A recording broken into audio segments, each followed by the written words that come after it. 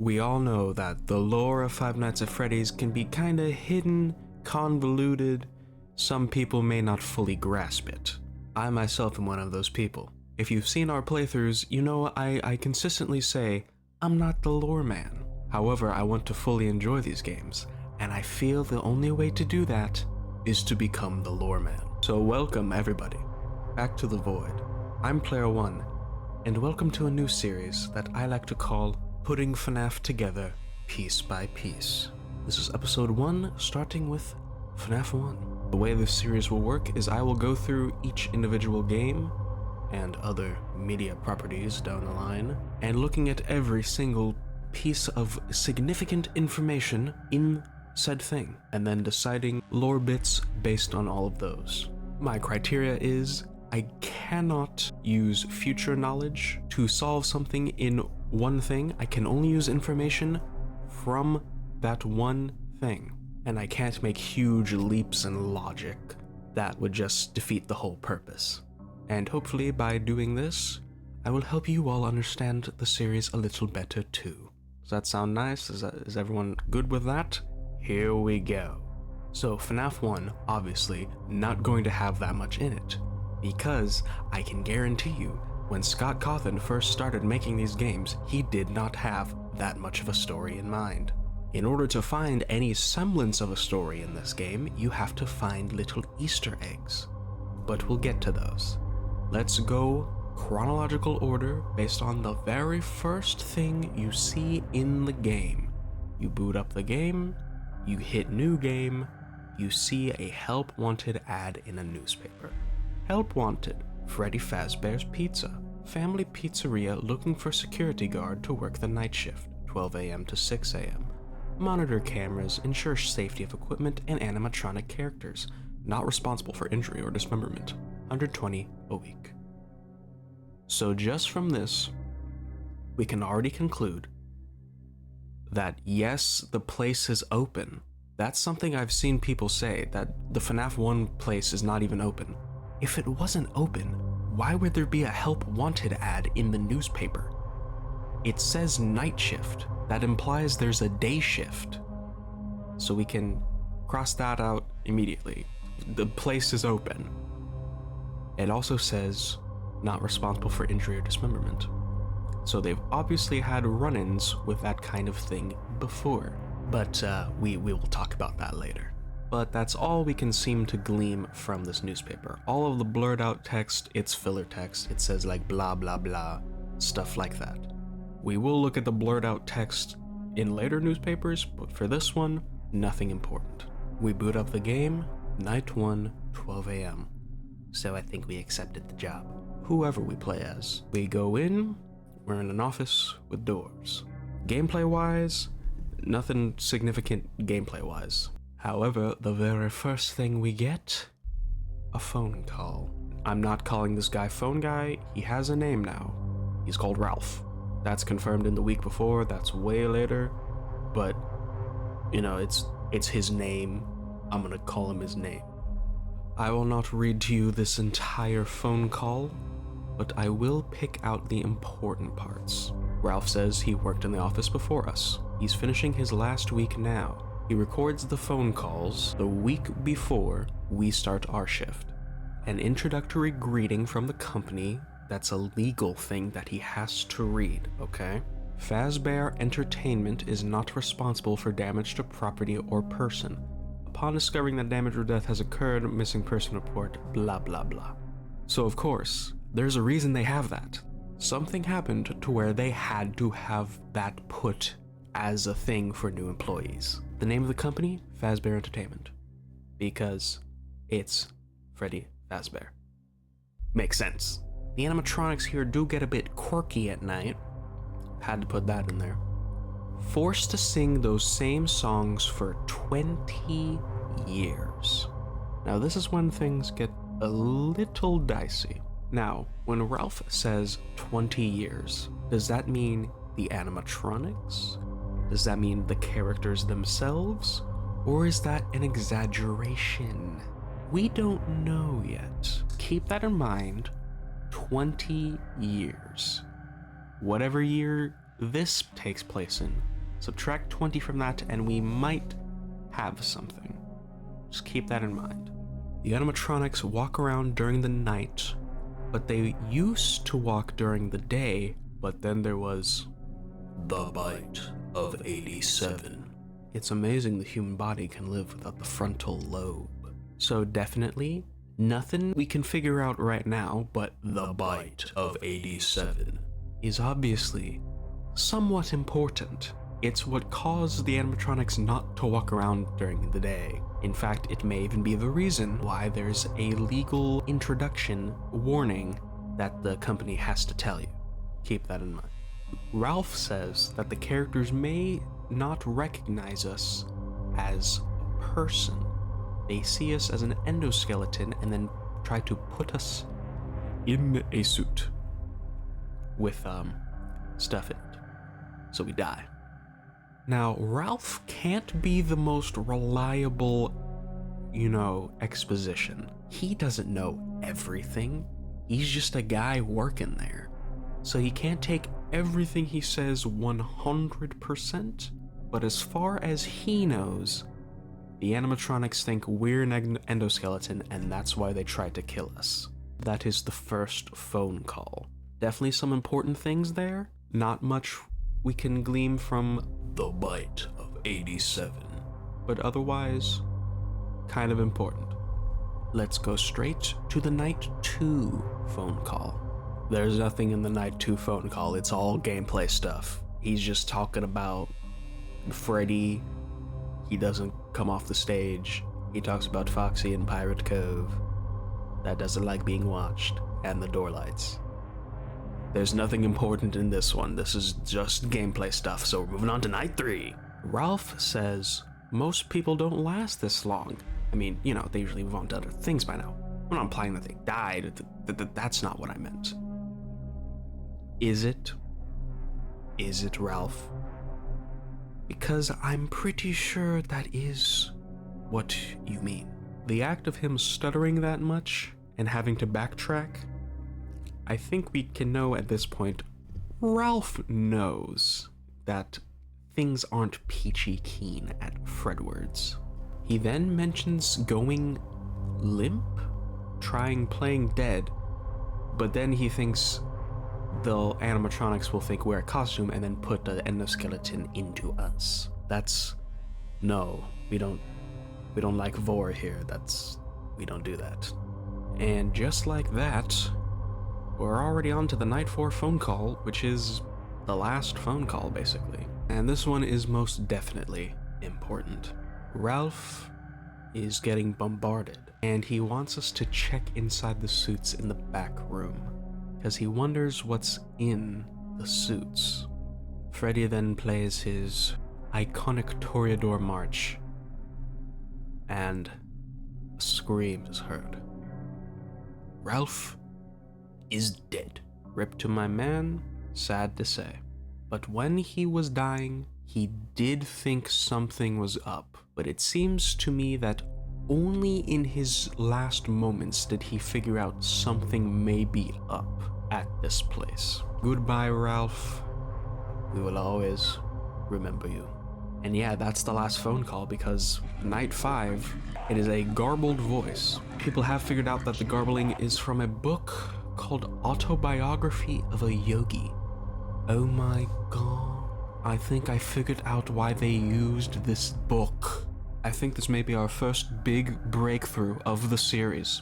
The garbled message in night 5 being Autobiography of a Yogi. Don't look into the message itself, because it's garbled. You don't have to look into the passage. Look into the title of the book. Autobiography of a Yogi. Yogi Bear! It's a joke! So yeah, that's all I got from night 5. Let's look at the little images we are given when we do major things, such as beating night 5. Once you beat the main game, it says, good job, old sport, see you next week. And we are given a check of paying to the order of Mike Schmidt, $120. from Fazbear Entertainment. So we are now given a name for our protagonist, Mike Schmidt. Okay, we'll jot that down.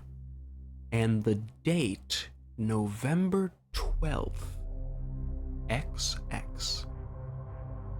Why did Scott decide to block out the year? This has plagued us for so long. You know, folks, sometimes we have to accept that something is just not a clue. I think the only thing we can accept at this moment, because I found nothing in my research for this date, is that FNAF 1 has to take place after 1987. Because that's the only concrete date that we have so far. All we know for the date right now is that it's in November and it's after 1987. That's all we can take away right now. Now, of course, after night 5, we have night 6, which gives us another thing. We earn some overtime. 50 cents. And it's the 13th. That's it.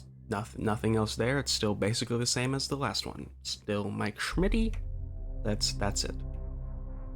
But now then, we then unlock Custom Night, and when we beat Custom Night, we get this. Notice of termination. You're fired. Reason, tampering with the animatronics, general unprofessionalism, and odor. Thanks, management. And that's the end of the game. Now, I think we can assume that odor is a joke. I don't think there's an actual reason why it says odor, same as unprofessionalism. In fact, why would it say unprofessionalism if we work the night shift and there's no one else there? How would we be unprofessional? No one would see us being unprofessional, we just sit in an office. But tampering with the animatronics, that's because it's custom night and we can set their AI. That's why it says that. We don't actually get anything of notice from this pink slip. Just gameplay stuff. For now, anyway. Still in custom night, if we do put in 1987, like we were told as the only date, we get a jump scare from Golden Freddy. Now mind you, Golden Freddy, not his name yet. In the files, he's just called Yellow Bear. I believe the term was coined by Mark Applier. And then Scott just went with it. So now he's called Golden Freddy. We can then conclude that Golden Freddy was at 1987. Did he do the bite? Was there something else? We don't know that much yet, but we can figure out that Golden Freddy, whoever he is, was at 1987. Speaking of Golden Freddy, now, ending this off with the Easter eggs and things you have to find. He shows up in your office once the poster in the corner changes. He shows up limp, looking like there's nothing in the suit. It's just sitting there, giving you hallucinations that say, "It's me." And then he jump scares you, crashes your game. Now then, what the hell can this mean? At this point, not a damn thing. It's just a spooky Easter egg? It's a hallucination? What does "it's me" mean? I don't know if it does mean anything. It may just be a spooky thing that it says. At this point anyway. Now that we have all that dealt with, all that talked about, all the stuff, now we can get the actual lore started. Yes, the actual lore is only now getting discussed, because this is the only super duper important stuff in this first game. Sometimes in the corner, the rules will change to 4 different newspapers. Now then, let me go ahead and do these one by one and read all of them. Kids vanish at local pizzeria, bodies not found.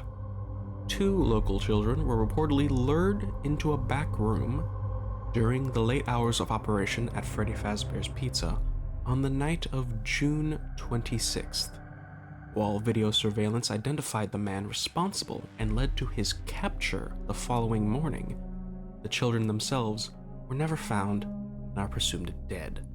Police think that the suspect dressed as a company mascot to earn the children's trust. Okay, here we go. Big event. 2 kids were lured by a person in a mascot suit at Fredwards and are missing. They didn't find the bodies. The police identified the man and captured him. Also, June 26th. I don't know if June 26th itself is important. I guess we can mark that down. Maybe that'll come back up later. The second newspaper. 5 children now reported missing. Suspect convicted. 5 children are now linked to the incident at Freddy Fazbear's Pizza, where a man dressed as a cartoon mascot lured them into a back room. While the suspect has been charged, the bodies themselves were never found. Freddy Fazbear's Pizza has been fighting an uphill battle ever since to convince families to return to the pizzeria. It's a tragedy. So, I think what this means is that since the 2 were noticed, they captured the guy, but now they realize, oh, there were 3 others that are missing. This is what is colloquially referred to as the MCI, or the Missing Children Incident. Because they are missing, they never found the bodies. The third newspaper. Local pizzeria threatened with shutdown over sanitation. Local pizzeria, Freddy Fazbear's Pizza, has been threatened again with shutdown by the health department over reports of foul odor coming from the much-loved animal mascots.